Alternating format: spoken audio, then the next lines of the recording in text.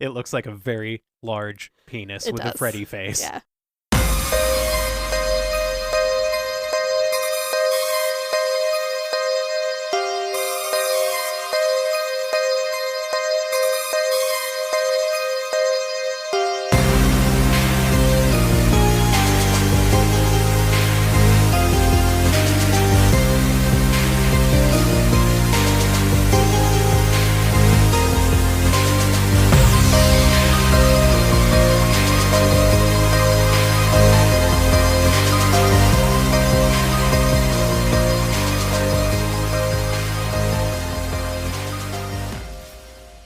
Hello, everybody, and welcome to another exciting installment of Franchise Frights Podcast. Oh, wow.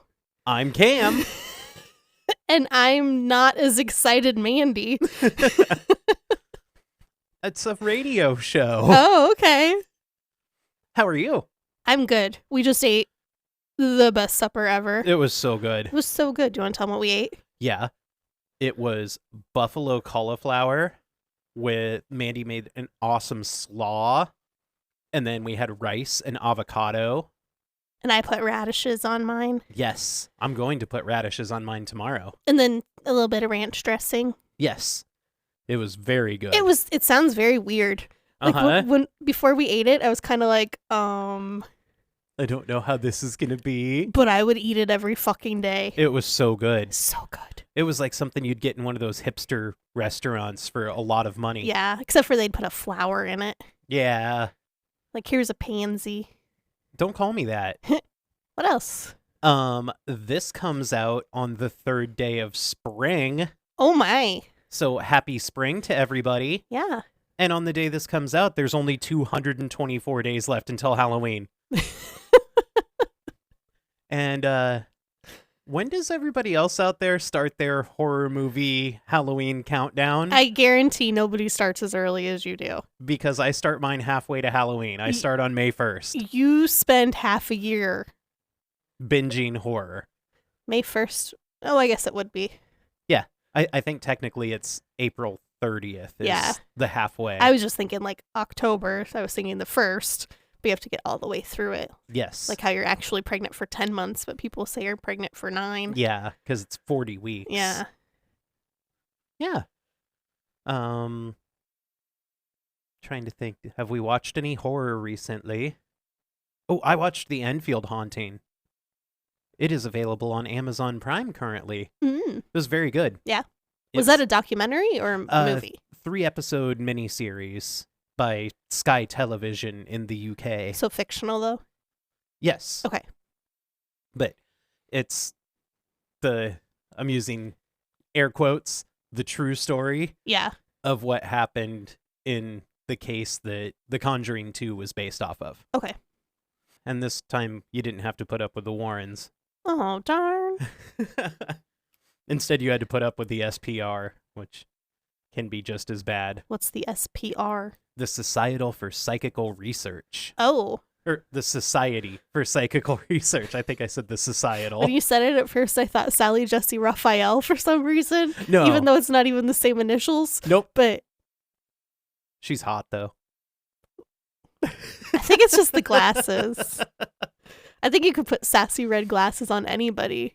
And they'd be like... I don't really think Sally Jesse Raphael is hot. I don't know. I wonder what she'd look like. I prefer Sally Jesse Leonardo. You're so dumb. That was a slow roller, eh? I thought you were going to go with Sally Field, so I was picturing Sally Field in my head. No, Sally Field is hot. Fuck yeah. But, so then you said that and it was like, what? Sally Field is still hot. Yeah. And she's like 70. I think she's older than that, I think. Okay, she's between 70 and 75, we'll say. Yeah. But she's still hot. She is, and she's the sweetest person on earth. I know, and she's just so... You want to hug her. Yes. And did you know she can fly? Yes. I've seen that TV show. Yeah. That was back when she was a nun. Yeah. Do you have any horror movie news before we lose all of our listeners? I do, but we might lose them with my horror movie news. Uh-oh. So Tubi has dropped the official trailer for its new horror comedy movie, called Slay, Uh-oh. which stars RuPaul's Drag Race franchise alum Heidi in Closet, Caramel, Trinity the Tuck, and Crystal Meth. Oh. The film is set to premiere on March 22nd. And would you like to hear the official tagline? Hell yeah, I would. After a booking mistake, 4 drag queens find themselves performing for a mostly unwelcoming crowd. But when vampires attack, the crowd looks to the queens to save the day. I am so on board for this movie. Me too. Like, I kind of want to smoke and watch it. Like I saw like a little snippet of it, and I was like, I kind of want to watch this because it's gonna be awesome. Yeah, I'm definitely in for this one. So the big horror movie news of the last week: Neve Campbell is back for Scream 7. Yeah, And Kevin Williamson is directing. that's exciting. One thing I don't like though is Guy Busick is writing the screenplay, not Kevin Williamson. Oh. But let Kevin write Yeah, too. like if you're gonna do it, do it right. Yeah. No info on a release date yet, but Mandy, what would you like to see out of this installment? I was thinking about this last night, and when I was trying to fall asleep for whatever reason, Because that's the time to think about horror. I really wanted to come full circle, and I want Sydney to be the killer. I want Sydney's husband to be the killer. Okay, that too. That would be awesome. Yeah. Because Patrick Dempsey being the killer Yeah. be awesome. It's But- like we've never seen that before. Yes, but I also want them to just wrap it up. Yeah. This is it. I would like for this to be the end of the Woodsboro storyline. Yeah. Like, no more returning cast in future installments. If you want to make another Scream movie in 2 or 3 years, Make it take place in Rhode Island. yeah. And everybody watched Stab, Yeah. and they can just go out and get a Ghostface Yeah. costume and It's just start copycat killing killers. people. Copycat killers. Copycat killers. Copycat killers. Do you have any other horror movie news? Nope, that was all I had. I have one more piece. Oh wait, no, I have something that I kind of read about online, but I think Amazon's getting the right to all of the classic horror monsters. What do I want to say? Universal monsters. Oh, really? Yeah, and I think they're releasing them all. Blumhouse is trying to make their money back after buying the Exorcist franchise. Yeah, I didn't read the whole article, so I don't know the details of it, but Yeah. I'll have to look that up. Yeah. Well, my other piece of horror movie news is we finally have news on the new iteration of Salem's Lot. Mm-hmm. It was supposed to come out in September of 2022, and then it got pushed to April of 2023, and then was shelved indefinitely after the Warner Brothers Discovery merger. I don't get it. They already paid to make the movie. Mm-hmm. Just release it. Yeah. I know you can take the tax write-off if you don't release it. Yeah. But I guarantee you'll make more money releasing it. Yes. But it is going to be straight to streaming. Mm-hmm. It's not going to have a theatrical release. Max. Yes. This is what Stephen King had to say about it. Between you and me, Twitter, X, I've seen the new Salem's Lot, and it's quite good. Old school horror filmmaking, slow build, big payoff. Not sure why Warner Brothers is holding it back. Not like it's embarrassing or anything. Who knows? I just write the fucking things. So that's what he had to say. Uh-huh. That's all I had for horror movie news. That's it. Yeah. Do you want to get into our movie? Well, first, I'm going to give a little bit of a trigger warning for this movie. Oh, yeah. Actually, a lot of trigger warnings for this movie. There is a lot of talk in Nightmare on Elm Street 3, Dream Warriors, of suicide and self-harm, and there is a pretty graphic scene where it appears someone has just harmed themselves. Yeah. And there are also allusions to sexual assault and a full-out mention of a sexual assault. Mhm. So if this is too much for you and you're not comfortable listening any further, we totally understand, and we'll see you back here next week for The Nun 2, which doesn't have any of those things. Well, yeah, it has a couple of those things. You might want to skip that one, too. Yeah. Just because it's the Nun, too. Yeah. But yeah, no hard feelings if you don't want to listen to the rest of this, and we'll catch you on the flip 'cause side. Suicide is It's It's a main theme in the movie. it's the major plot point. Yeah. So without any further ado, I'll dive into the facts and figures. Sounds good to me. I'm going to have a drink of Mountain Dew. Ooh, delicious.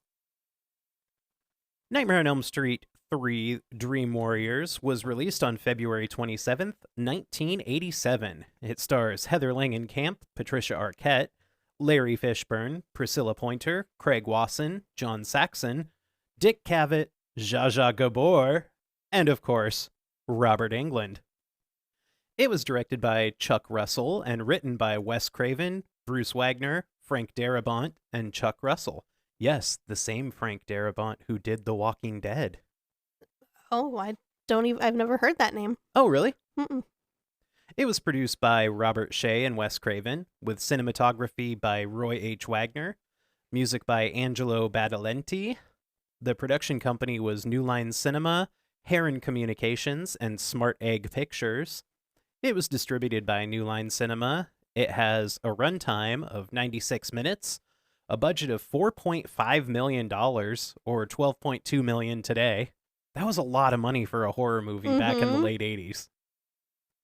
And a box office take of $44.8 million, or $121.6 million today.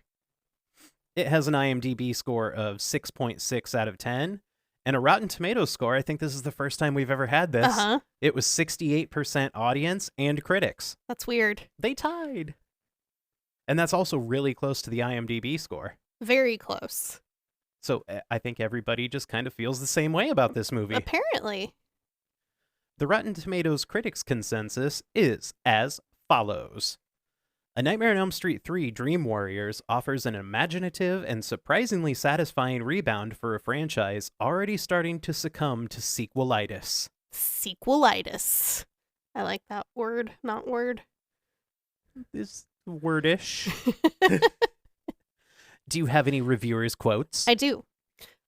Bob Ross. I don't think it's that Bob Ross. No, I don't think it is. From the Tampa Tribune said, the originality and wit of the first two seems to have been skipped in favor of flashy effects and pseudo-religious false traits. Boo. You're wrong about everything, Bob Ross.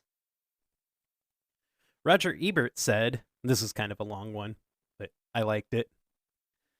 The Nightmare on Elm Street series has a reputation in the movie business as sort of a high-rent answer to Friday the 13th, and this third episode lives up to the billing. It's slick, it has impressive production values, and the acting is appropriate to the material. So why did I find myself so indifferent to the movie?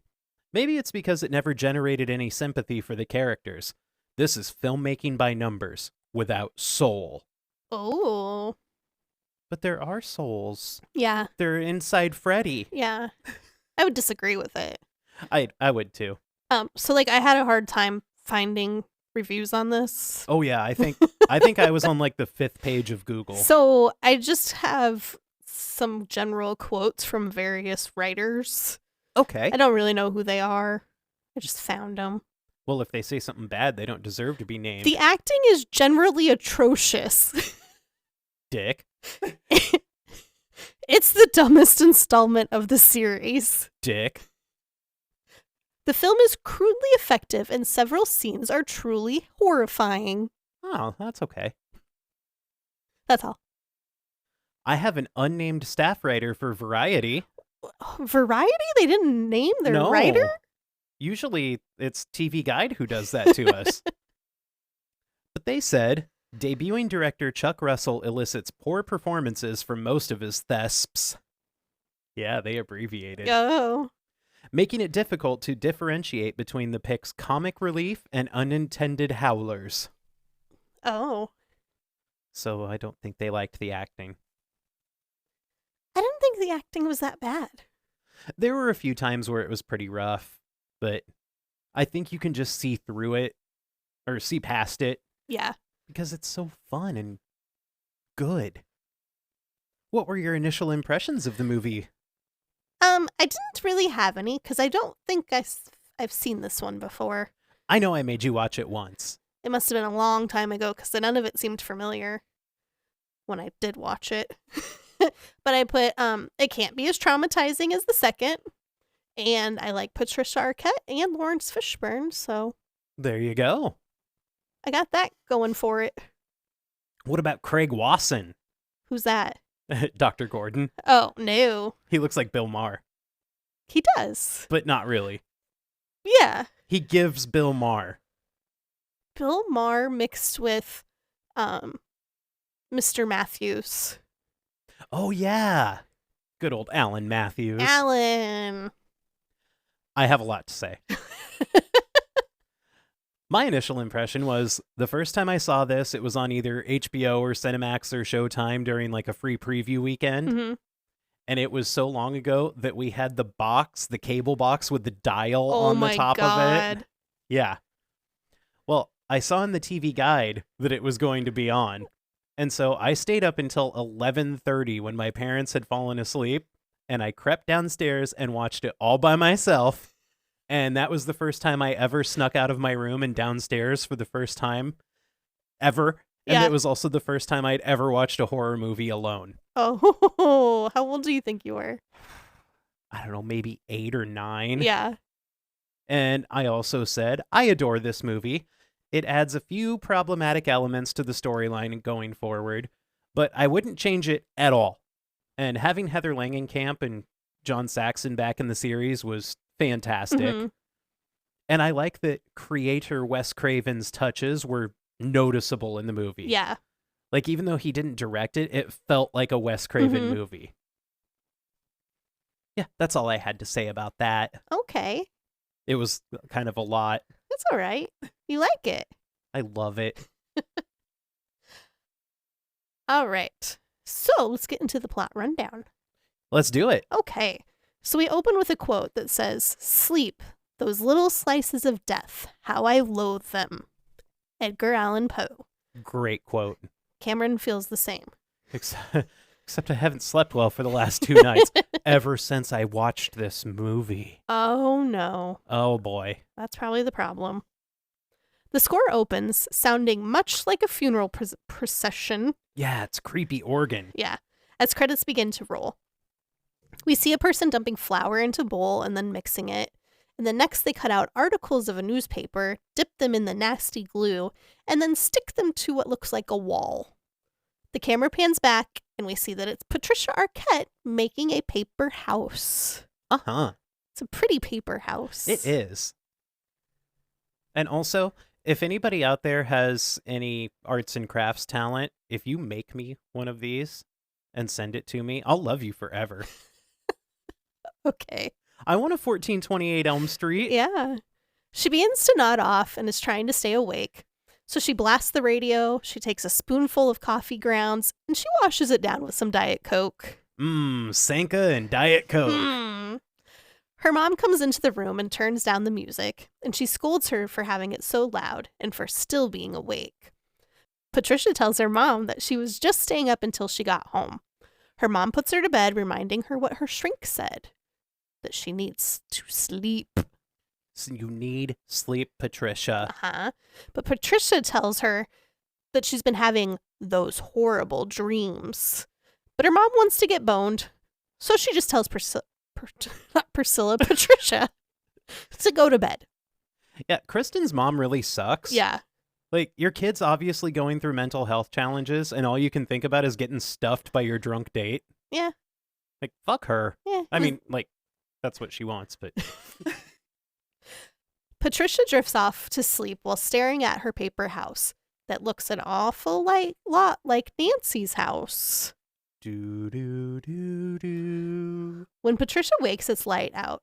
We begin to hear children singing the Freddy rhyme, and Patricia gets out of bed, and her bedroom has turned into the front yard of Nancy's house.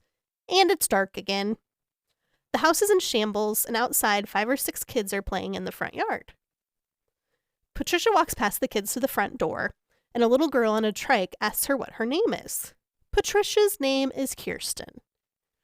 You said Kristen, but I think it's Kirsten. She says Kirsten at first, and then through the rest of the movie she says Kristen, because in the initial draft of the script, her name was Kirsten. Oh. And then they changed it to Kristen. Now that you say that, they do call her Kristen. But Uh-huh. I just got Kirsten, and so that's what stuck. Yeah. Okay. That's weird. That was in my goofs. Why have horror movies made tricycles so scary? I don't know. It's like, what? Tricycles are not scary. But they are. But now I see one and I'm like, uh-oh, what's going down? So Kristen asks the little girl her name, but before she can answer, there's this shrilling, scraping noise, like Freddy's knife fingers. Scraping on some metal. The little girl tells Kristen she has to go and pedals her trike inside the house. So Kristen tells the little girl not to go in the house and then follows her inside. Don't go in there. It's a bad place. I'll come in with you. She searches the house but finds no girl. She goes downstairs to look in the basement. After a moment, the girl on the trike appears and tells Kristen, "This is where he takes us." That doesn't sound good. No.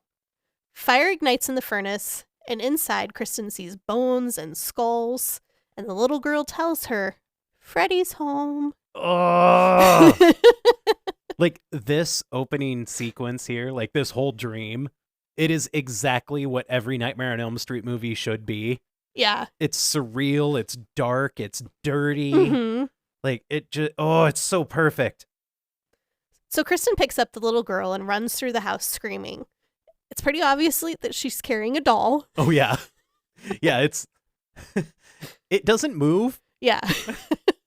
She gets stuck in a hallway that's filled with black mucky stuff on the ground. It's like tar. I like to think it's chocolate pudding. I don't know. It's thicker than chocolate pudding.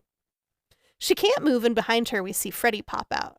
Kristen sees him too, so she fights hard and makes her way out of the muck. Kristen finds another room that is filled with dead kids hanging from the ceiling. Casual. Yeah. She's still carrying the little girl, who asks her to put her down because she's hurting her. You're hurting me. And Kristen looks down and sees that she's holding a skeleton of a little girl. Oh no. It's so scary. So scary. So scary. Kristen wakes up covered in sweat and cautiously looks around her room. She gets up and goes to the bathroom. When she grabs the nozzle to turn on the water, it grabs onto her hand. She looks up and sees Freddy in the mirror. The nozzle continues to try to twist her hand as the other nozzle begins to grow knives out of its fingers. Like Freddy hand. Yeah. Kristen continues to struggle with the nozzle pipe Freddy hand thing.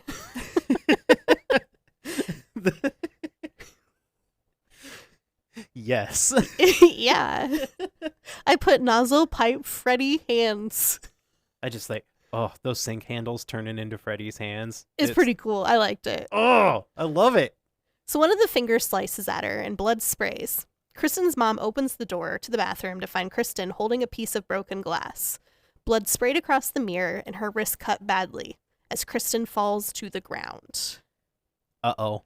That doesn't look so good. So we see the outside of a psych hospital, and inside, a tiny little Lawrence Fishburne pushes a cart filled with meds. Because he's so little. He's so young. Yeah. On the radio, we hear that 2 more teens have committed suicide. We find out Lawrence's name is Max, and he tells the doctor his theory on the suicides. It's messed up chromosomes. Think about it. All their parents dropped acid during the 60s. You know, I like it. It's not a bad idea or theory. Look at the rise of the serial killer. Mm-hmm. Think about what all their parents were doing Mm-hmm. when they were conceived. They were smoking the pot. Oh, man. They were partaking in the devil's lettuce. Good thing I didn't become a pothead till after Nolan was born. Yeah, I don't want him to kill me. So the doctor makes his way through the hospital, checking in on various patients along the way. He stops to look in one room, and a young man is huddled in the corner of a, padded room. Yeah. Another doctor approaches, asking about the condition of the patient. She's concerned that they might have to permanently separate him from the group. As soon as she steps onto the screen, she just starts being an asshole. You know she's a bitch. Like, she just walks in and she's like, "Hello, I'm Dr. Asshole. Would you like me to bitch at you?" Yeah. So Dr. Gordon assures her that it won't come to that, and then he expresses his concern about the new staff member. Well, they're a grad student that's been doing work with pattern nightmares. It kind of sounds like they're the it kid of the moment. Ooh. Over the loudspeaker, the two doctors are paged to the exam room. Stat. That means fast. Uh-huh. Outside the exam room, we see Kirsten's mom. It'll go Kirsten, just so you know, because that's... Oh, that's fine. Okay. You can call her Patty. Okay. She's Patty Arquette. And yesterday was St. Patty's Day. Patties. Outside the exam room, we see Kristen's mom. She's explaining to the staff that her daughter is just trying to get attention. And the doctors are informed that it was a suicide attempt. Until this watching of this movie, I did not realize how dark this movie is. Yeah. Not filmed wise, subject matter. Yeah. Like, it's rough. Like through the whole movie, it's like nothing but self-harm, suicide. Yeah. And then they start bringing sexual assault into it like halfway through. Mm-hmm. I was sitting there watching it like, I watched this when I was like 8 or 9. Yeah. We also weren't as self-aware about topics like that. Yeah. Even as a society. Like, it's so weird to sit there and like see a movie that I've watched dozens upon dozens of times and just sit there and have the realization like, wow, this is dark. Yeah. They enter the exam room and Kristen is in a fit. One of the orderlies tells them that they tried to sedate her and she went crazy and ripped out her stitches. Which just makes me want to die. Well, that's like counterproductive. Yeah. A male employee is finally able to secure Kristen, and Dr. Gordon grabs a needle and a vial, explaining to Kristen who he is. As he gets close to her, Kristen kicks him in the balls and frees herself from the orderly. She grabs a scalpel and slashes at Max's arm when he reaches for her. Dr. Gordon asks her to put the scalpel down and tells her that no one will hurt her. Kristen backs herself into a corner while singing the Freddy rhyme. The score swells, and as we get to 9:10, Never Sleep Again, she fumbles the word and another voice finishes for her. The camera pans around. It's Nancy. Heather Langenkamp with huge hair. That's what my next... She has the biggest hair, and she's wearing a smart, stylish skirt suit. Her hair is massive. She has curly hair anyway, so, I mean, curly hair is just kind of naturally big, but it's big. Oh, wow. Like, I bet a third of her body weight was hair. Oh, and she still has the white streak in her hair. She hasn't gotten rid of that. Nancy asks Kristen where she learned the rhyme. Kristen doesn't answer, but allows Nancy to walk up to her and take the scalpel from her. And then she hugs her. I absolutely love Nancy's intro into this movie. Yeah. Like, she comes in like a ghost. Yeah. Nobody acknowledges that she's there. She just never sleep again. Yeah. And everybody looks at her and she's like, I'm here now. Later, Nancy and Dr. Gordon discuss the kids in the hospital. He tells her that all the kids are sharing the same delusion of the same boogeyman, and that they're all having the same nightmare. They'll do almost anything not to sleep. He tells the kid a story of a kid cutting off his own eyelids to keep from sleeping. How come we didn't get to see that? I don't know. I put barf. So Dr. Gordon tells her she did a great job with the patient earlier. And Nancy explains that she's had some experience with pattern nightmares. And then I put, oh, Nancy's the new intern, because I didn't get it until then. Oh. I probably didn't when I first saw the movie. Yeah. Nancy's purse gets knocked over. I typed Nancy's purse gets knocked up. Dr. Gordon. So Nancy's purse gets knocked over, and Dr. Gordon helps her gather things and picks up a pill bottle with Hypnoquil written on it, or Hypnosil? Hypnosil. Sil, not quill. Nancy quickly tells him that she has to get going, and before she leaves, he asks her how she knew the rhyme from earlier. She tells him it was something kids say to keep the boogeyman away.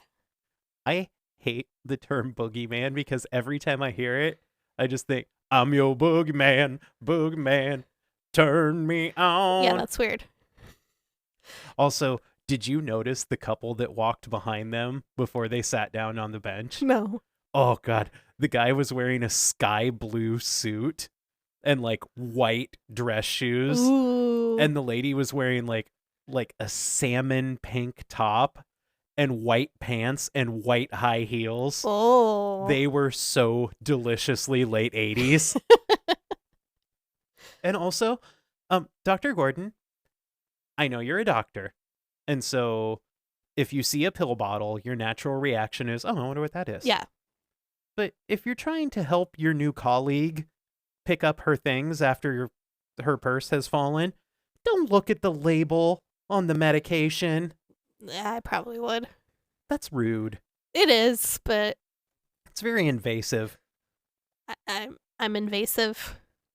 That's like, if you go to the bathroom at somebody's house, do you look in their medicine cabinet? Fuck yes. You do? Yes. I always want to, but I can't bring myself to do it. Why not? I don't know. People don't need me going through their shit. I don't care.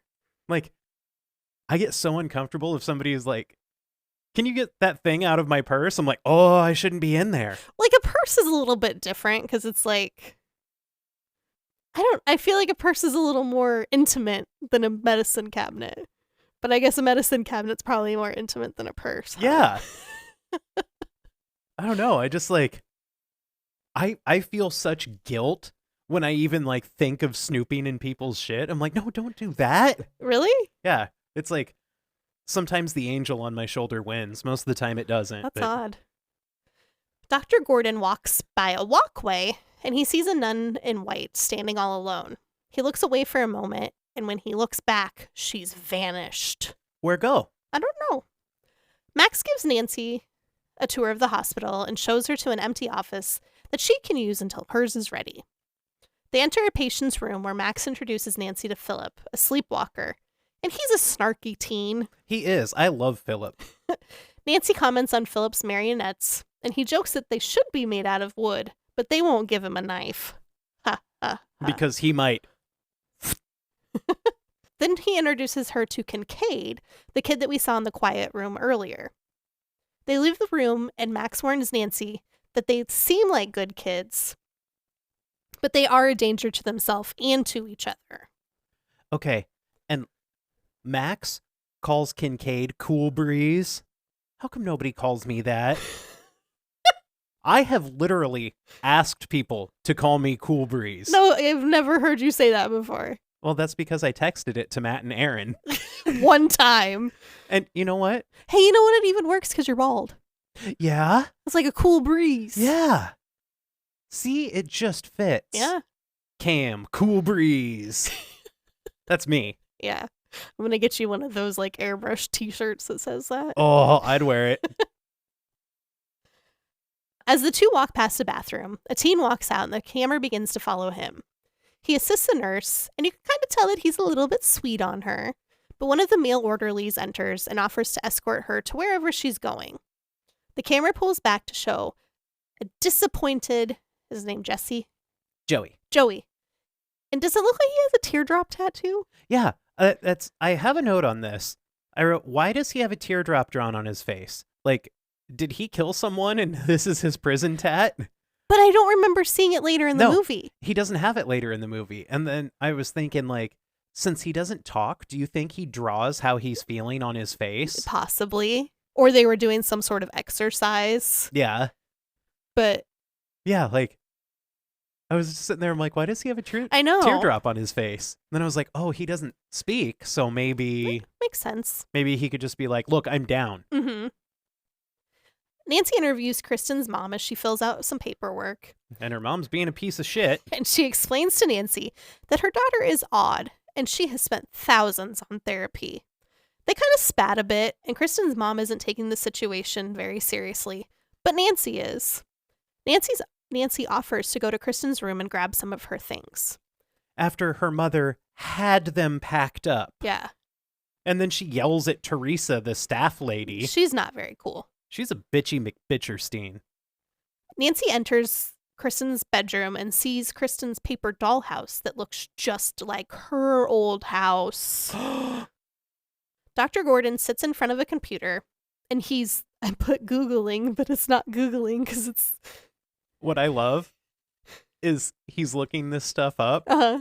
It shows the screen, and at the top of it, it says like something something dot doc. So he just like he put a disc in, and it's just a disc full of document files from a word processor. Yep. But he Googles Hypnosil, and the screen tells us that it's an experimental drug effective for management of psychotic disorders, for sedation where streamless sleep is considered optimal. It has a suppression for night terrors. Why would Nancy be taking such a thing? Can't imagine why. Kristen lays alone in her hospital room. She's now drawing a picture of Nancy's house, but she keeps nodding off. And then she hears the metallic, screechy noise. The door to her room opens, and a trike rolls in, with no one riding it. And trailing blood behind the tires. I don't know, like, that scene is so, like, that visual is so evocative, because we've already discussed trikes are scary. Yes. And this one appears to have rolled through a bunch of blood and is, like, tracking it makes me feel oogie. She pushes against the wall and makes her way out of the room. The trike starts to bend and melt, and then the scary screaming noise gets really, really loud. Kristen backs her way through the threshold of the room, and the door slams shut, and now we see it's the door to Nancy's house. The camera pans back to reveal the outside of a decrepit house. The windows are all boarded up, and the weeds are out of control. They should be ashamed of that yard. Mm-hmm. Kristen screams and tries to open the front door. When that doesn't work, she turns to the dining room, and she sees a roasted pig on the table. It comes to life and snarls at her. Can you imagine seeing that in the theater in 1987? Yeah. Because it's kind of a jump scare. Yeah. You're like, oh, yeah, and somebody roasted a suckling pig. Uh-huh. Like, and then it just... Yeah. I probably would have dumped a little popcorn. She moves on to a study, and there's a giant rug in the middle of the room. Kristen is standing on it when something gets underneath the rug and moves around like crazy. And then here's where I put, it's like tremors. It's like a sandworm. The creature goes up and through the wall, crumbling drywall, and the room goes quiet for a moment, and then Kristen is lifted off the ground. A giant Freddy snake tremor attempts to swallow her whole. It's the Freddy Dickhead monster. It looks like a very large penis with a Freddy face. Yeah. Kristen calls out for Nancy. The camera cuts to Nancy asleep in a chair, and she wakes to the sound of her name. She stands up and hears Kristen call her name again, but it's coming from inside the paper house. That's not normal. Nancy begins to faint and falls back into the chair. But as she does, she goes through it and crashes into the room that Kirsten's in. I thought that this is a pretty cool shot. Yeah. Like, and for 1987, it was done very well. Yeah. Nancy runs to help Kristen, and she picks up a piece of broken glass or mirror, and she stabs the snake in the eye. The snake lets go of Kristen and then rears its head up. Nancy and Freddy meet face to face again. It's been a long time. Uh-huh. Nancy and Kirsten run, and the two run to the next room and slam the door closed. Nancy tells Kristen she needs to get them out of the dream, now. Kristen touches the side of her head, concentrates, and just when Freddy's breaking through the door, Nancy wakes up back in her own room. But her hand is cut and bleeding. Because she picked up broken glass. Yep. Okay, I have so many things to say about that scene. Okay. First off, every time I watch this movie, I think of the Nightmare on Elm Street NES game. Because that fucking Freddy Dick monster was so hard to beat in that game. It killed me so many times. Have you ever played that? No. We should bust it out. It's so hard, but it's so fun. Also, Nancy being pulled into Kristen's dream. I'm going to say this a lot during this episode. Iconic. Like, I love how it's almost like a superhero origin story where Kristen discovers her power for the first time. And she's like, wait, I have a great power. Mm-hmm. And here is my mentor who can teach me to harness my skill. Yeah. Like, it is very superhero-ish. Yeah. I just love it. Is that all you have to say? Yeah. Are you done interrupting? No. The next day, Nancy walks into her office carrying the paper house. Kirsten is already waiting in her office for her. They have no greeting whatsoever. Nope. Nancy just slams the house down and tells Kristen that she used to live in that house. And Kristen replies that it's just a house she dreams about. No, like, hi, Doc. Hi, Kirsten. That was sure weird last night. Hey, remember that time you pulled me into your dream? Yeah. 6 hours ago? You're more worried about a fucking paper house? Well, maybe she thought she was stalking her. Oh. Like, have you been stalking me since you were 6? Nancy asks if she's ever pulled someone into her dream before, and Kristen tells her that when she was a little girl, she used to pull her dad in anytime she had a nightmare. Her dad would tell her about it in the morning and think that it was all his dream. He was wrong. Kristen tells Nancy it stopped after her parents got divorced, and after a while, she just thought she had imagined the whole thing. Kristen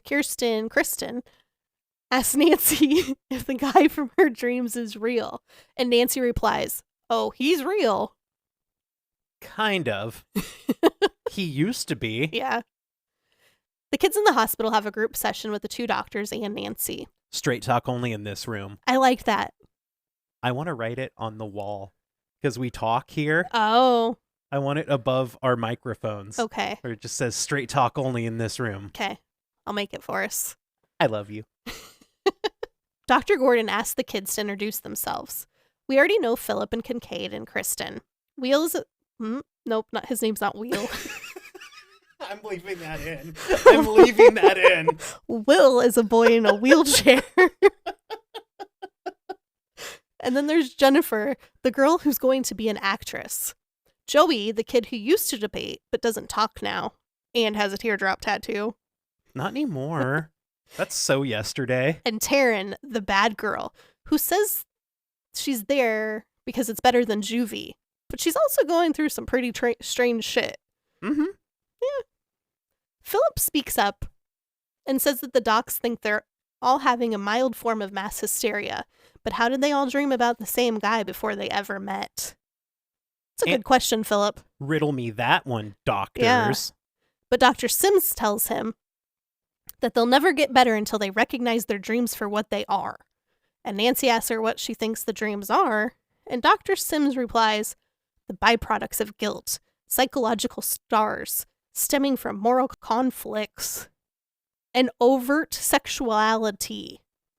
Okay, so Dr. Sims definitely voted Reagan. The sex is killing the kids. Abstinence now. I liked Kincaid because he retorts, oh great, now it's my dick that's killing me. I also wrote down here, Dr. Sims would so be one of those people, anal, not even once.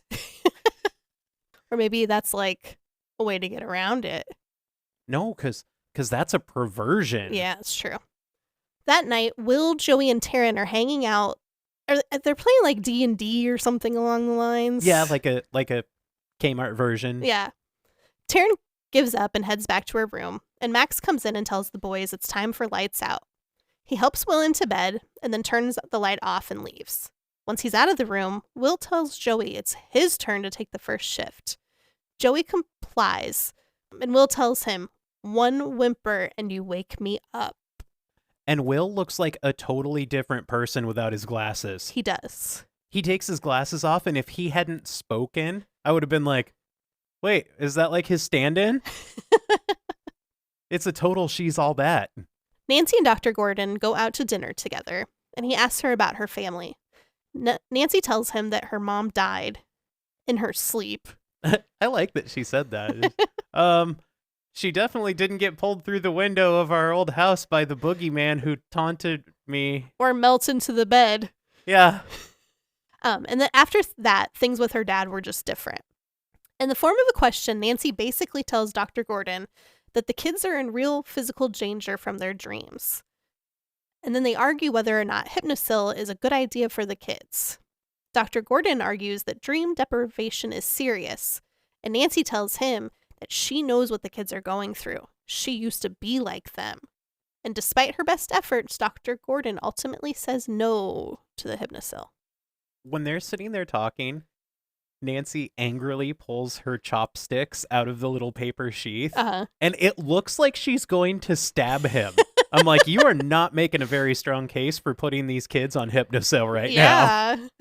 Philip and Kincaid are asleep in their own room, and one of Philip's marionettes takes the form of Freddy. Knives erupt from the fingers, and then Puppet Freddy uses them to cut the strings and falls to the ground. The camera pans back to Philip for a moment, and at the end of his bed, Puppet Freddy grows into full-sized Freddy. Philip wakes up just as Freddy begins slashing him, essentially turning Philip into a marionette. Okay. This scene, for the time, It's good. it's good. And that had to be so next level Oh, yeah. for people watching it. Like, he slashes him, and then those He pulls out, like, tendons- the tendons of his arms and his feet, yeah, and then uses those as strings. and like seeing those like get ripped out of those big wounds. Yeah. Like, I've watched a lot of horror from the 80s, Uh-huh. and this, Well, and was- it looked real. yeah, I was gonna say, like, these special effects, you couldn't tell that they were special effects. Yeah. People had to be absolutely mind blown. So then Freddy begins to pull the tendons out of his arm and feet to use them as strings. Philip gets up and starts walking across the room. Kincaid wakes up and sees Philip sleepwalking, and he kind of just brushes it off like, oh, have fun on your trip, buddy. What's he say? Have a nice walk, Yeah. asshole. Philip makes his way down the hallway past the nurse's station, and because of Freddy magic, he passes through a locked door. In his room, Joey looks out the window as Philip is walking towards is he like in an open window? Or is it like a belfry? I think it was part of the belfry, because they said it. What did they say? It used to be. Was it a monastery, or am I confusing that with the nun? I know, that's what I just watched the Nun 2 last night, so it does look like a belfry though. Like, Yeah. it's not like a window he is walking towards. Yeah. So Joey wakes up Will and carries him to the window. And Will breaks the window and screams to Philip as Joey runs to the nurse's station to get help. The nurse isn't nearly as concerned as she should be. No. So Joey just grabs her food tray and runs back down the hallway, banging it on all the kids' doors. I love that that's his reaction. He's like, I'll use this. Yeah. So then all the teens gather in their room and watch out the window as Philip stumbles to the edge. From above, we see a giant Freddy controlling the strings and then cutting them. Philip falls to his death as the other kids watch. Okay. Freddy above the building, cutting the tendons that he's using as the marionette strings. I'm going to say it again. Iconic. See, I felt like that part was a little cheesy. I know. That's why it's iconic. This is like the birth of everybody's Freddy. Yeah. Like, he's not the creepy child murderer anymore. Uh-huh. He's the fun time horror movie guy. Yeah.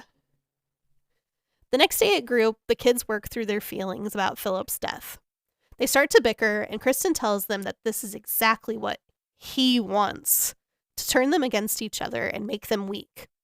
Dr. Sims tells them all it was just a sleepwalking accident, and Will argues that Philip was wide awake the whole way down. And Dr. Gordon tells the kids that just means that Philip committed suicide. He says, Philip killed himself. Now that's a cowardly thing. That's an empty thing. He let himself down. He let us all down. And then I put, whoa, do I have feelings about this? Whoa, we've come a long ways. Yeah. Also, I don't understand. I know it's good for the plot of the movies, but why was it in like 80s and 90s horror, adults would not listen to anybody under the age of 30? Yeah. Like, you have 6 people here that saw the death happen. Yes, but they're also experiencing mass hysteria. Yeah. But like, I still feel like our generation is so much better at parenting and doctoring. Oh, 100%. Because if all 6 of these people were like, no, we saw what happened. Yeah. Like, he didn't throw himself off. It was like he was being controlled or something. Uh-huh. Everybody would be like, oh, okay, well, maybe this was some sort of weird accident. Mm-hmm. You know, I don't think they would have been like, oh, Freddy was totally controlling him like a marionette. But I think that our generation, maybe even Gen X, would be a little more apt to listen. Yes. Taryn interrupts and yells that it was a murder, that the bastard murdered him. Dr. Sims interrupts, telling them that there will be no repeat occurrences of last night's events. From now on, your doors will be locked during sleeping hours. We'll start a policy of evening sedation for everyone. That doesn't seem kosher. No. Kincaid loses his shit. He is not about this idea. And Dr. Sims hits a button alerting Max and the other orderly. They come in and restrain Kincaid as Dr. Sims informs him he's going to the quiet room again for the night. I like his yelling, "I'm not going to sleep. Nobody's going to put me to sleep." I love Kincaid. I do too. I like him. Outside the room, Nancy pleads with Dr. Sim that sedating the kids will leave them defenseless to their dreams. And Dr. Sim says that's just what they need, some uninterrupted REM sleep to release all that negative energy. Dr. Gordon speaks up and says that he's going to prescribe all the kids Hypnosil. And Dr. Sims doesn't like this idea. Well, she's a boomer, and a Gen Xer just made a request. But Dr. Gordon tells her that they are his patients, and he wants the dreams to stop until they know what's going on. Dr. Sims finally caves, but tells him if anything goes wrong, he's to blame. After Dr. Sims walks away, Dr. Gordon does the "I can't even believe I just did that shit" dance. And tells Nancy he hopes that she knows what she's doing. Because he pretty much just flip-flopped his whole stance on Hypnosil. That's because he's sweet on Nancy. I know. Alone in the quiet room, Kincaid sits in the corner of the room and sings a song about not dreaming anymore. Max enters the rec room and finds Jennifer on the couch watching TV. He tells her that if Sims finds her in there after lights out, she's going to chew his ass. So does Dr. Sims just live in the hospital? Yeah. Like, does she not have off time? Nope. Jennifer pleads with him that just for the night. And Max caves, but tells her that he does the whole, like, "I didn't see you" bit. Yeah. An orderly dude waits for Taryn to tell her that he pulled the night shift and has access to all the drugs in the cabinet. Ooh, fun. Taryn tells him that she's not interested, while he's giving off major rape vibes. Yeah. And what does he say? "We're talking clean pharmaceutical highs, a night at Club Meth." It's not good. In an attempt to stay awake, Jennifer pulls a mostly smoked cigarette out of the ashtray, lights it, and then puts it out on her hand. She watches a late-night talk show where Zsa Zsa Gabor is being interviewed. I love that this is a medical facility, and there's just an ashtray sitting on the table in the TV room. It was the 80s. I know. It was a smoking room. And I also like that, okay, I don't like, Jennifer burns herself with that cigarette and then takes a drag off of it. That's just going to taste like you're burning flesh. Maybe she likes it. On TV, the talk show host transforms to Freddy and attacks Zsa Zsa Gabor. And then the TV cuts to static. In a very poltergeist-esque way, children's voices begin playing from the TV static. They sing the Freddy rhyme, and then two arms bust out of the side of the TV. They grab Jennifer and pick her up. And then Freddy's head erupts from the top of the TV. And here I put, "Let Cam do the line." Welcome to prime time, bitch. Freddy shoves Jennifer's head through his TV chest, and that's lights out for Jennifer. I wrote, "Welcome to prime time, bitch," with several exclamation points, and then wrote, "Fuck me, this movie is a 10. Seriously, how is this not a 10? Dr. Gordon stands a distance from a funeral. The nun that he saw earlier comes up and starts a conversation with him. He tells her that he's seen her at the hospital before, and she tells him that she volunteers from time to time when needed. Her voice is so good for a horror movie. Like, it's calming, but it's gravelly. Dr. Gordon tells her he should have been able to save the children, and she tells him only one thing can save the children. The unquiet spirit must be laid to rest. It's an abomination of God and to man. Dr. G looks at her like, what the fuck? Okay. Nancy approaches and asks Dr. G what he's doing.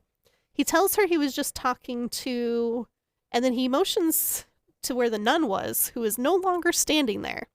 He just blows it off and tells her it doesn't matter. No biggie. I was just talking to no one.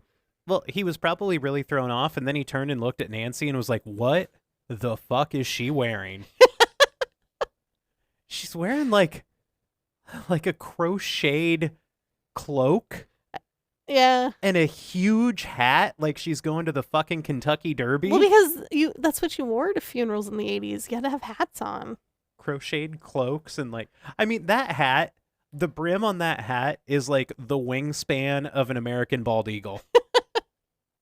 So they walk to their car with their arms around each other. And okay, she's been at the hospital for like 2 weeks max. You're really crossing some lines here, Dr. Gordon. They sure hit it off.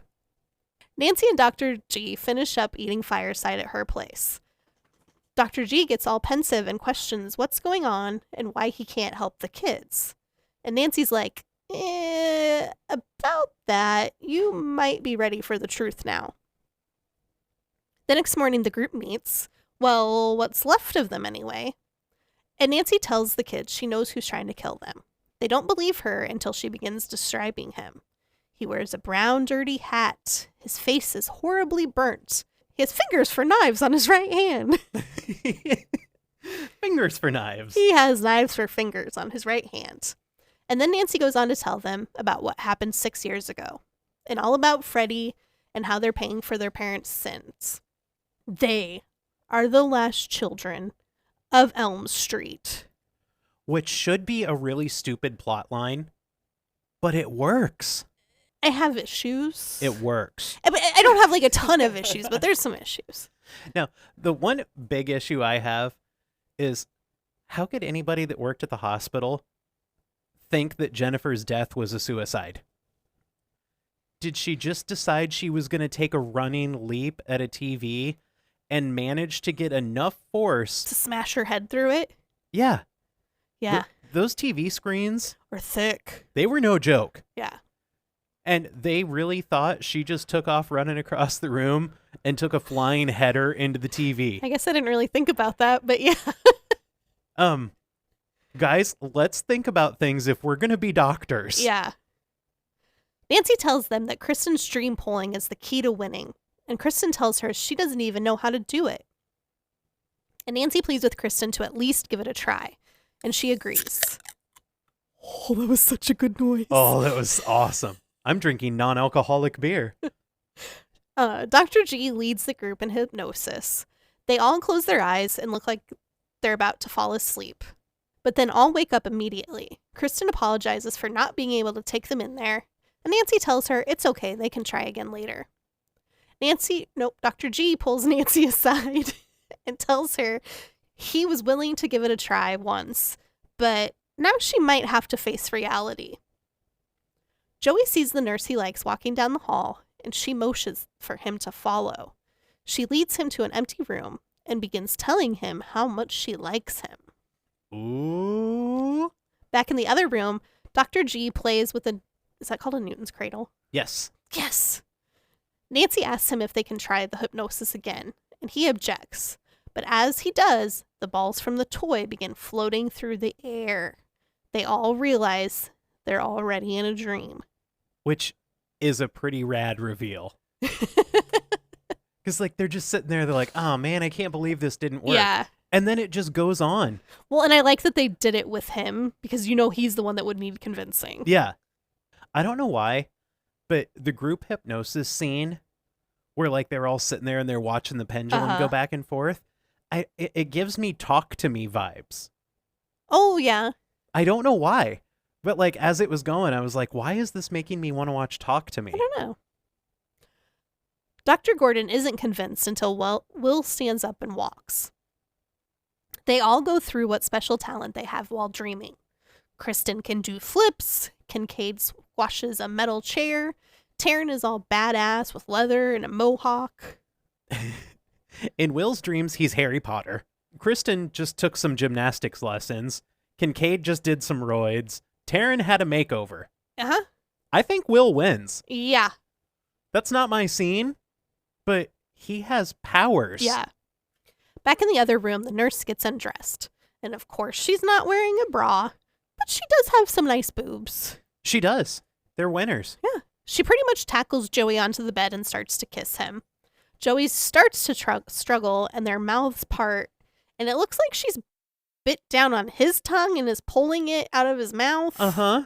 And then the nurse shifts into Freddy, and then lots of tongues fly out of his mouth. And they strap Joey's arms and legs to the bedposts. And then the mattress falls up from below him, revealing the fiery pits of hell under the bed. I think our first clue that Joey was about to make out with Freddy should have been when the nurse looked at him and said, "I know you won't say anything, will you?" Because he's mute. Uh-huh. We should have been like, uh-oh. That's a Freddy line. But then she distracted us with the boobs. Yeah. Kristen tells the others that Freddy is close by and has Joey. Dr. Gordon attempts to open the door. Do you also kind of think it's weird that after what we experienced in Nightmare on Elm Street 2, Freddy's just like so down to make out with a teenage boy? Yeah. He's like, I'm just going to disguise myself as a pretty lady, so he gets into it. I really think Freddy just needs to just accept who he is. Yeah. Maybe he wouldn't be killing people if he could just be himself. Maybe. Dr. Gordon attempts to open the door, but Freddy has home aloned the doorknob, and his hand gets burnt. The lights in the room start to flash red, and then the room begins to change. The walls start to smolder with fire, and everything is cast in a red light. The room transforms into the trash compactor from Star Wars. One thing I love about this scene so much, like pretty much from here on out in the movie, anytime there's an ensemble scene, Uh-huh. it feels like you're watching a play. Oh, yeah. Like the stage direction Uh-huh. and the effects and even the acting. Mm-hmm. It feels very like physical and like right in front of you. Yeah, I get that. The room starts closing in, and Kristen tells herself it isn't real. In real life, Dr. Sims enters the group therapy room and finds everyone slumped over. Joey's lying in the middle of the floor. And at that time, Dr. Gordon comes to, and she tells him, "We have a code blue." Oh no. Oh, that's bad news. Cut to Joey in a hospital bed on life support. A doctor says that he's in a coma. And Dr. Carver, the head honcho doctor, and Dr. Sims reprimand Dr. Gordon and Nancy in their unorthodox ways. Dr. Carver says, "In the last 4 days, we've had 2 suicides, and now that boy is in a coma. I think it's safe to say that your approach has failed entirely." And then he cans them both. I can understand Dr. Carver being very upset. Yes. They do not have a good track record over the last few days. Yes. But don't you think they would put Dr. Gordon on like administrative leave and do an investigation first? I feel like mental health hospitals are probably a little more professional than "you're fired, clean out your It desk." probably depends. Like, did he actually give the kids Hypnosil without like parent permission or knowledge? He's their or- doctor. Okay. He's dad now. Because she's a cold-hearted bitch, Dr. Sims tells Dr. Gordon that he brought this on himself, and he begs her to listen to the kids and help them. Dr. Gordon carries the obligatory box of items out of the hospital and puts it in his trunk. An 8x10 photo of him, Philip, and Jennifer fall from the box. Why does he have a picture with his patients? How long have these kids been there? Why do you have such a big picture of them? It's weird. Okay. He picks it up off the ground and glances up to see the nurse up in the same tower that Philip jumped off of. The nun. What did I say? Oh, I said the nurse. Yeah. It was the nun. Dr. Gordon runs to the tower and breaks in. He makes his way to where he saw her. The building has clearly been abandoned for a while. There's old furniture and cobwebs everywhere. It looks like a place I would go try to find ghosts. Maybe. He finds the nun in a dark corner standing in front of a Mary statue and praying. She tells him that this is where it all began. They used to house the criminally insane in this ward. A young woman was accidentally locked in with them over a long weekend, and she was raped many times. When they finally rescued her after 3 days, she was barely alive and with child. Uh-oh. That girl's name was Amanda Kruger, Freddie's mom, which makes him the bastard son of 100 maniacs. so intense. I love it. She goes. I also wrote, bastard son of 100 maniacs is iconic. Fuck, this movie is phenomenal. This is going to be like a 4-hour-long episode. I also like that Dr. Gordon just thought that, like, this old nun was just walking through an abandoned part of the hospital that he could barely get through on his own. And he's not questioning it. And he's like, oh yeah, she just has a nice little shrine set up in here. That totally makes sense. She just comes in this dark, abandoned place to pray. She's totally a real person. There's nothing to think about here. Yeah. Dr. Gordon is not quick on the uptake. Well, for a psychiatrist or a psychologist, whichever he is, I feel like you should know the signs of, like, you're having an hallucination. Yes.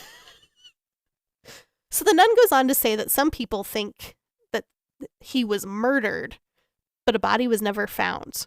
Dr. Gordon asked her what she meant before when she said something about laying him to rest. The nun tells him that he must find the remains and bury them in hollowed ground.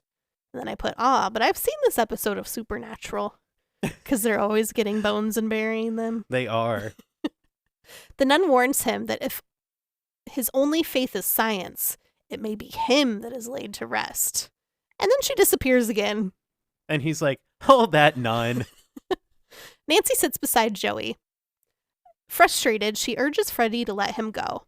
And on Joey's body, cuts begin to form from nowhere.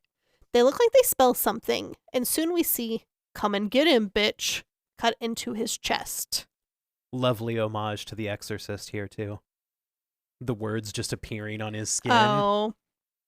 Later we see Nancy and Dr. G driving, and she tells him that she needs to go in and help the kids. He argues that they have other options, like the info he got from his special nun friend. He asks Nancy where the remains are, and she tells him only one man knows, and it's time for him to tell. At this point, I was thinking about the script, and I was like, it really feels like the script was written as a novelization. Oh, yeah? And then converted to a screenplay. Uh-huh. Because in order to get us from point A to point B, they always have a filler. Mm-hmm. And so I wonder if this was like somebody's fan fiction. I don't know. And then Wes Craven was like, damn, that was pretty good. Huh. I put, surprise, it's her dad. Oh boy, Dr. G has to meet dad on the 3rd date. First we do Thai, then we do Candlelight. Now I meet your father. At the hospital, Kristen is not very happy that they fired Nancy. She's screaming and throwing things, and Max and the other orderly restrain her. And Dr. Sims tells them to put her in the quiet room and sedate her. And at this point, this is where I was like, damn, Lawrence Fishburne.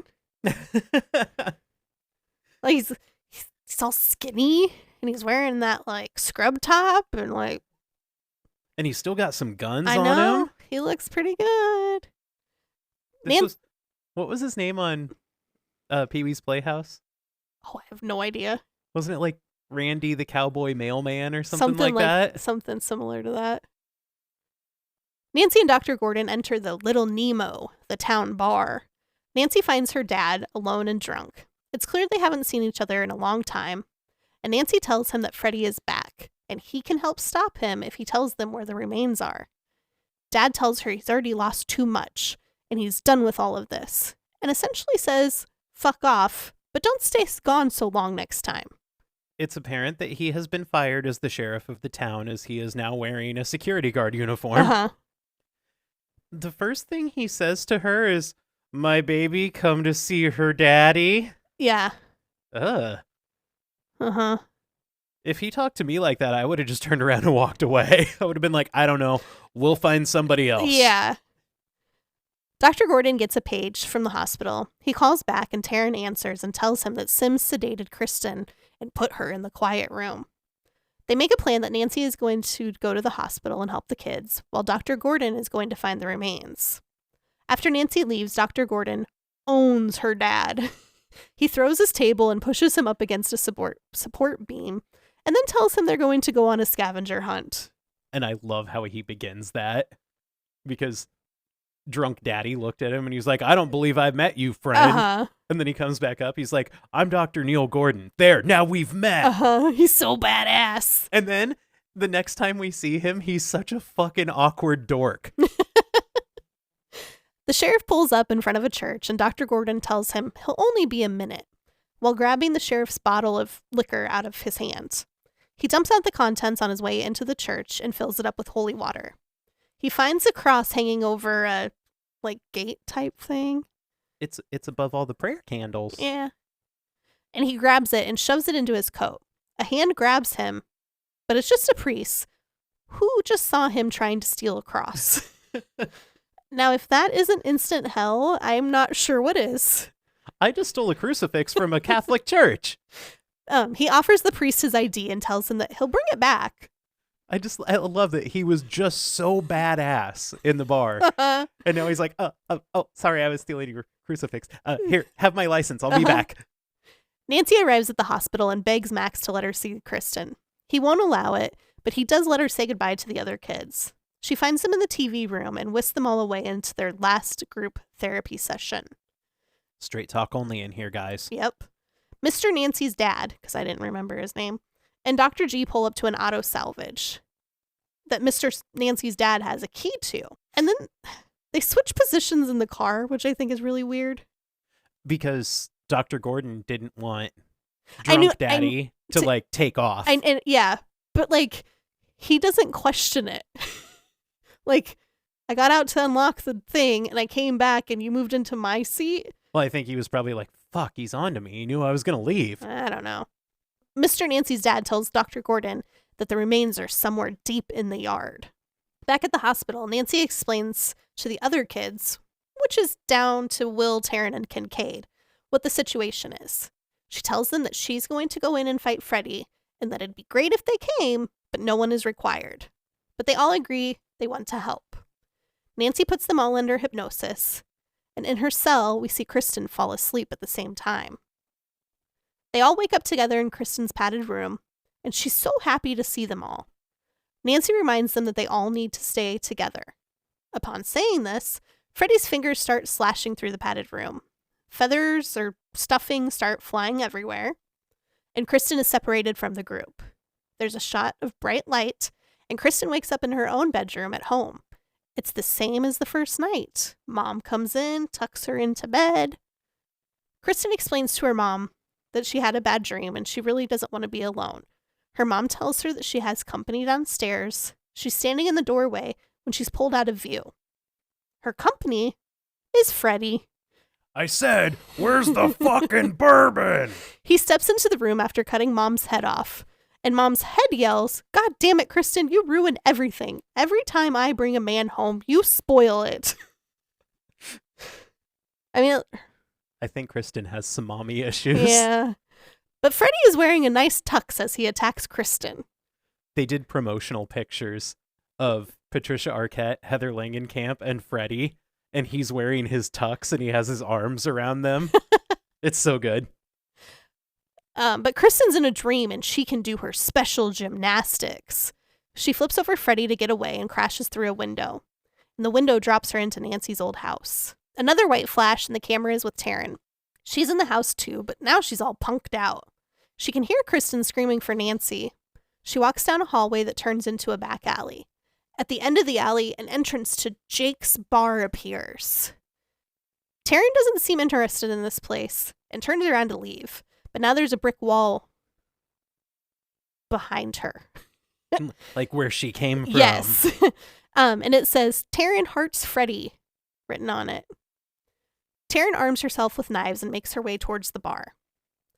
In an alcove, a man in a hat, very similar to Freddy, stands up. He's wearing a trench coat, and we can't really see what he looks like. He walks towards Taryn, but then we see it's not Freddy. It's just some dude. Yeah. Relieved, Taryn turns around and is nose to nose with Freddy. She tells him, okay, well, let's do this. And the two begin to knife fight. And she's good. She is good. Taryn manages to stab Freddy in the side, but Freddy reminds her that they're old friends, and then all of his fingers turn to syringes. Then track marks appear on Taryn's arm. And they start suckling. They start to blink, and they remind me of the little worm guy from Labyrinth, and I put his picture in here so that you could see his little eyes. Oh, yeah. So if you've seen Labyrinth, the English little worm, that's what his eyes look like, her track marks. Yeah, her little suckling track marks. It's so off-putting. Uh-huh.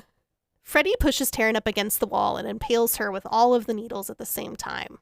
In his own scary alley place, Will sees a wheelchair behind him and Freddy in front of him. The wheelchair is all scary and spiky. It quickly rolls towards him, and Will jumps out of the way, but it runs over his leg.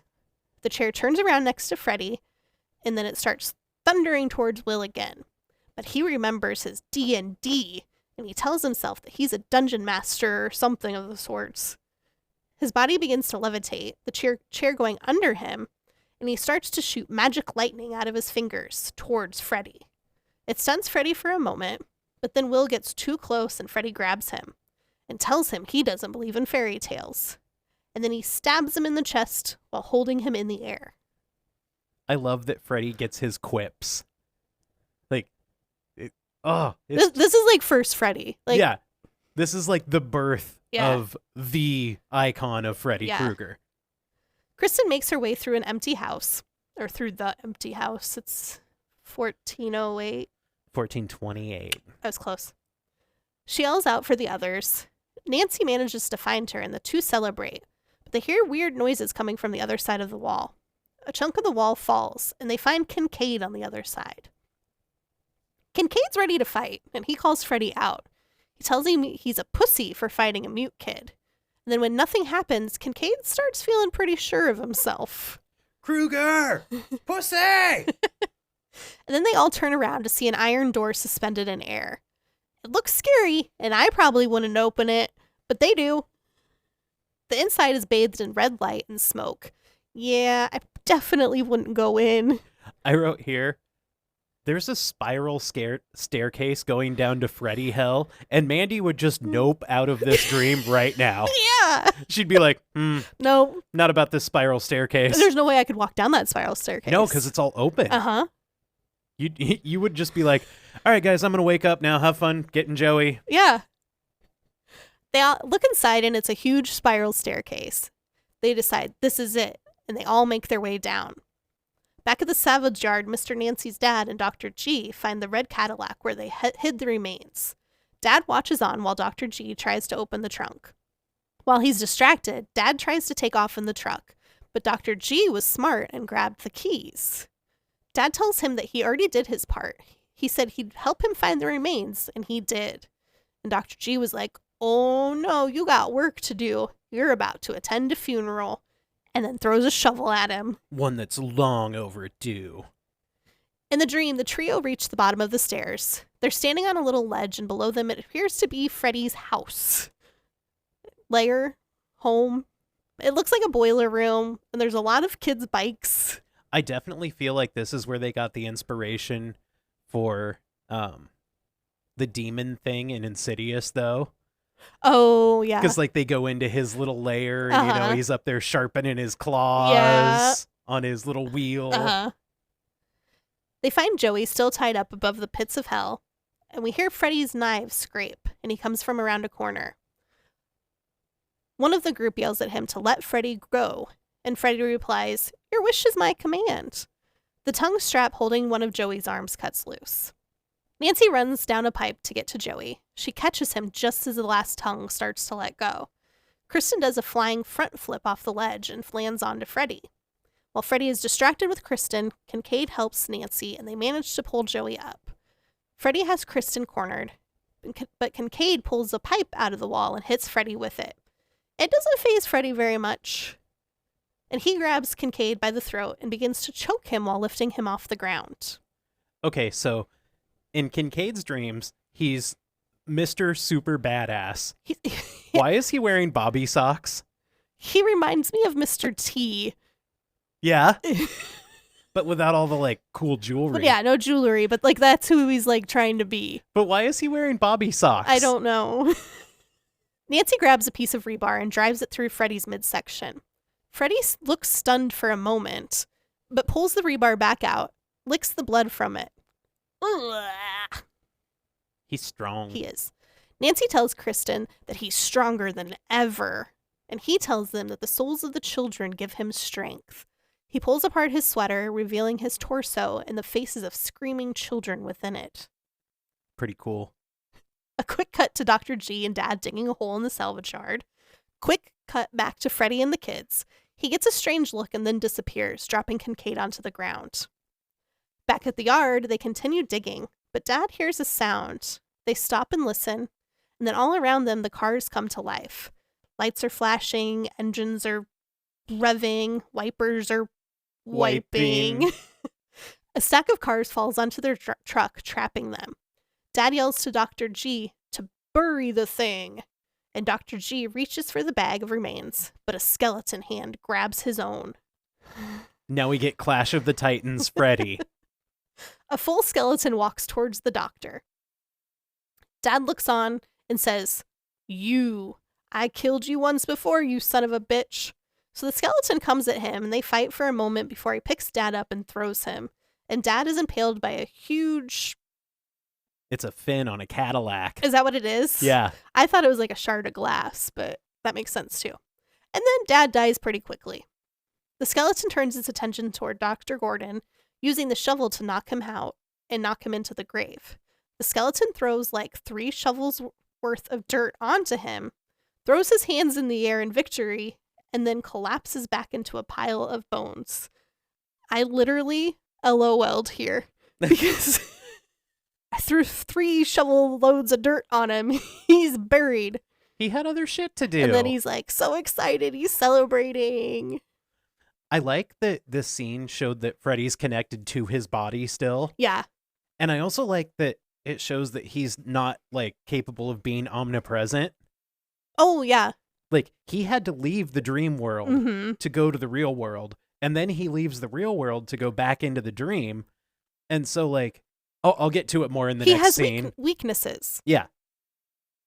The kids walk through a hallway filled with mirrors. Kincaid asks Kristen if she can pull them all out of the dream, but she's been sedated, so they're stuck. Freddy appears in a mirror and apologizes for keeping them waiting. He makes a joke about maybe if there were more of him, and his face appears in all the mirrors. And, okay, this is where I like that because we just showed that he can't be omnipresent. Uh-huh. So he made a way to make himself omnipresent in the dream world. He was like, oh, I just realized I do have kind of a weakness going on here. How do I correct that? Uh-huh. Then Freddy starts to pull the kids through the mirrors. They succeed, and Joey's left alone in the room. He decides that now is a good time to talk and yells, "No!" All the mirrors shatter, and the kids fall back through into the room. Joey has found his dream power. He can talk. Lame power.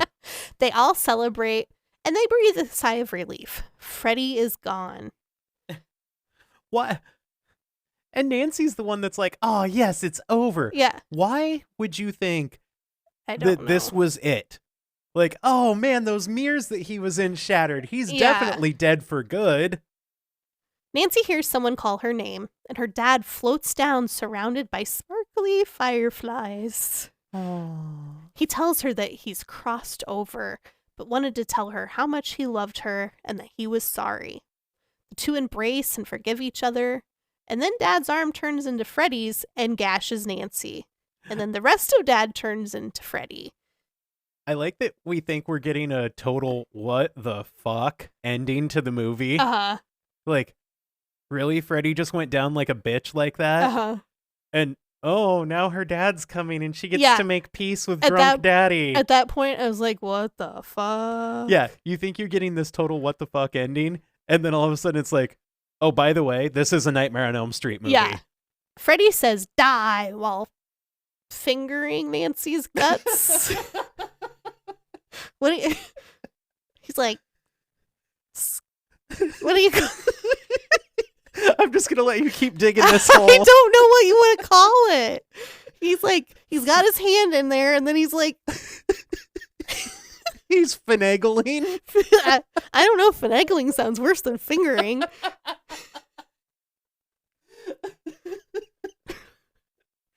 Are you gonna hee hee? Freddy fingers Nancy. Yeah. In his own grave, Dr. G comes to, whispering Nancy's name. He knows she's hurt. Freddy sets his attention on Kristen. He slams the door, separating her from the guys. He pulls back his arm to attack Kristen. Nancy grabs him from behind, and then she makes him stab himself with his own hand. That's a badass move. It is. Dr. Gordon crawls out of the grave. He pushes Freddy's skeleton in, and he starts splashing the grave with holy water. And he does the whole ashes to ashes, dust to dust bit. Back at the house, beams of light start bursting through Freddy. It's working. The holy water is getting to him. Because Catholic things always work in horror movies. He starts spinning and turns into a Freddy tornado before going up in a poof of smoke. Okay, before he turns into the actual tornado, like, it's just Robert Englund spinning in a circle fast. I know, and I feel like they are kind of trying to channel Leatherface's chainsaw dance at the end of Texas Chainsaw, but boy, that didn't work. No. Kristen holds Nancy as she dies. We cut to Nancy's funeral, and during the service, Dr. Gordon sees his nun friend making her way through the cemetery. He chases after her, but instead of finding her, he finds a gravestone. Amanda Kruger, her name in Christ, was Sister Mary Helena. The nun was Freddy's mom. What? Ah. I did not see that coming. Dr. Gordon, though, then we cut to Dr. Gordon asleep in his bed. He has the statue that Nancy had showed him earlier at her house. It's like a good dream statue. Malaysian dream statue. Something. It's supposed to bring you good dreams. And next to it is Nancy's paper house. A light flicks on upstairs in the house. In the paper house. In the paper house. And then we cut to credits. And a Dawkins song. Yeah! And also, Dr. Gordon really needed a new pillow. I've eaten thicker pancakes than what he was sleeping on. I paid no attention. What was our body count? The body count for this movie was only 6. I know. It feels like there was a lot more. I feel like there was a lot of killing. Yeah. Philip, he got the kill of the movie, and it was the first kill. The marionette fallen splat. Jennifer had a death by TV. Taryn, she was booting black tar. Will was stabbed with a Freddy glove. Detective Daddy Thompson security guard man was impaled with a junk car. And Nancy was fingered to death. That's not what it says in my notes, but I just had to go with it. I wrote gloved gut tickle. Well, that is kind of, it looks like he's tickling. Yeah, I get it. He was finagling. Yeah. So, what are your thoughts? I knew I loved this movie. I didn't realize it was one of the best horror movies ever made until this watching. Like, this is top 5. Yeah. Like, there's seriously nothing about this movie I would change. Some of the acting is pretty bad, but I think it makes me love it even more. It works. And the score, the special effects, the pacing, the dream sequences, the Dawkins songs. It's all perfect. It is. Like, even the Sister Mary Helena thing. Uh-huh. I love it. Yeah. It just works. And most of the time I'd be like, oh God, this is so lame. Mm-hmm. But it just like... It all works together. Yeah. I love it. And I loved that so many of the scenes felt like they were written for a play. Mm-hmm. And they were directed that way. Yeah. It was like, okay, now everybody react to the walls being ripped apart. Yeah. Yeah, that's all I had to say. It's just fucking perfect. I put, now this is what I expect from a nightmare movie. It was not what we got into. No. It was gimmicky, over the top, and Freddy was fun. I put, this is perfect shut off your mind and watch mindlessly horror movie. You don't have to think about it too much. It was just entertaining to watch. Nancy coming back as a polished working woman was great. I loved all of her outfits. I enjoyed the plot, the characters, and the special effects were fun, and it was just a fun watch. I love it. Yeah. I want to watch it again right now. Okay. You have any production facts? Wes Craven co-wrote the screenplay, and this was intended to be the end of the series. Mm-hmm. They were like, okay, this is it. Freddy's going to be buried, consecrated, series over. And then Robert Shea was like, oh, God, but it makes so much money. Yeah. Ken Sagos, who plays Kincaid, said that he didn't really want to audition for this, but his agent talked him into going. On the day of audition, he walked in heavy rain to catch a bus to the location, and he showed up completely drenched and had to sit and wait for a few hours due to the auditions running late. When it was his turn, director Chuck Russell told him, just do whatever you want. So Ken Sagos was so frustrated and mad about the whole ordeal that he just yelled, "Fuck you," and then proceeded to scream and cuss out Russell. Russell immediately hired him. He's like, yep, that's Kincaid. Uh-huh. Robert Englund and John Saxon also wrote treatments for the third installment in the series. Englund's was supposed to star Tina's older sister, who was away at college in the first movie. And Saxon's story was that Freddy was innocent and Charles Manson was the one who did the killings. And that is why Freddy was so pissed that they killed him and came back to kill their children. Oh. Yeah. Director Chuck Russell. I looked at what Wes Craven did and said, this is great and terrifying. But I felt by the time that I came along on 3, the way to go was to make the whole idea of dreams and nightmares into a carnival and go further into the dreams and make Freddy more outrageous and add more of a dark element of humor. That worked, and the series went in that direction from then on. So good. Mm-hmm. He became Beetlejuice. Yes. Like, the end scene in Beetlejuice where he does the whole carnival where thing. He's like in control. Yeah. Yeah. Like, he's Freddy. Yeah. One of the special effects and props people was also working on Evil Dead 2 that was filming at the same time. Mm-hmm. He snuck Freddy's glove out and put it in the background of a scene of Evil Dead 2. Oh, really? That's kind of a fun Easter egg. Yeah. Robert Englund's line, "Welcome to primetime, bitch," was ad-libbed. That doesn't surprise me. Hearing what a method actor he is. That's all I have. Do you have more? I do not. Do you have goofs? I sure do. I already brought up one, the Kristen thing. Yes. In the graveyard, Freddy has his glove on when the skeleton rises from its junk tomb. Freddy wasn't buried with his glove. Yeah. It was in the basement of 1428 Elm Street. Mm-hmm. Why is his glove on? Also, Nancy's gray streak in her hair has switched sides from the first movie. Yeah. In the first movie, it was on her left side. Yeah. So, yeah, that was a little weird. Mm-hmm. That's all I had, though. You do? Yeah. Who are you? I'm Jennifer. What? I just want to watch TV and smoke. I put that you're Philip. You're going to put the pieces together pretty quickly and continually tell the authority that they're wrong, and you've always wanted to be a puppet. Hell yes. Who did you say you are? I put that I'm Will. I'm wholeheartedly a nerd. And then I put that I truly always was one at heart. Cam just made me realize it. I took you to see X-Men 3. And it changed my life. And I also think that I'm a lot tougher than I actually am.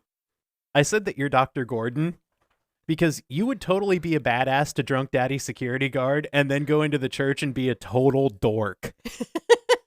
You're like, I'm going to stick up for these kids. I will fight you, sheriff man. I'm sorry, father. Yeah. So yeah, that's what I said you were. Yeah. What are your final thoughts and rating? Now, I gave it a 10. And that really surprises me because going into this movie, I thought I was going to give it like a 7. but I can't take any points away from this. It is Uh-huh. an absolutely perfect 80s slasher. It gave us the Freddy that we all know and Mhm. love. And the acting slip-ups just kind of make it more of a time capsule and make it more endearing. Yeah. And thinking that they made this movie for what would be $12 million in today's money just absolutely drops my jaw through the floor. Like, can you imagine making this movie now with only $12 million? I have no idea how much movies cost. Oh, okay.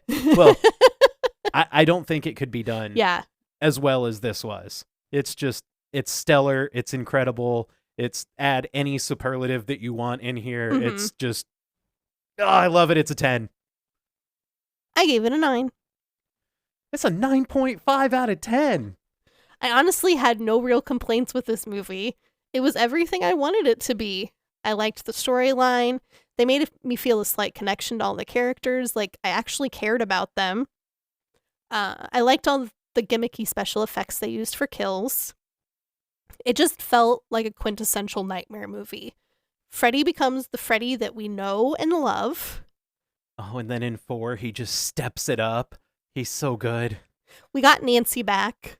Lawrence Fishburne had me feeling some way. And I enjoyed this movie.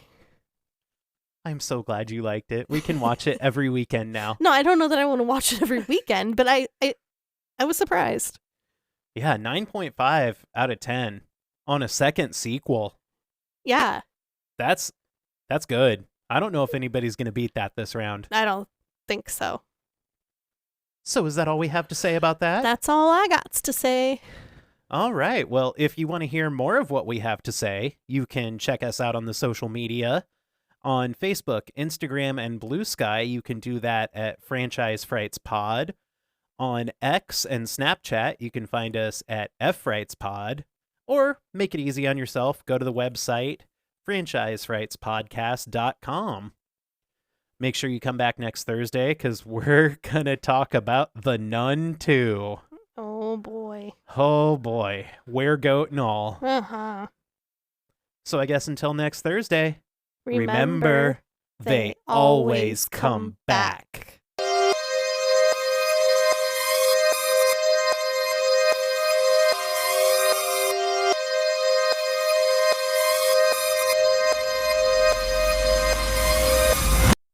I'm so glad you liked that movie. That was a long episode.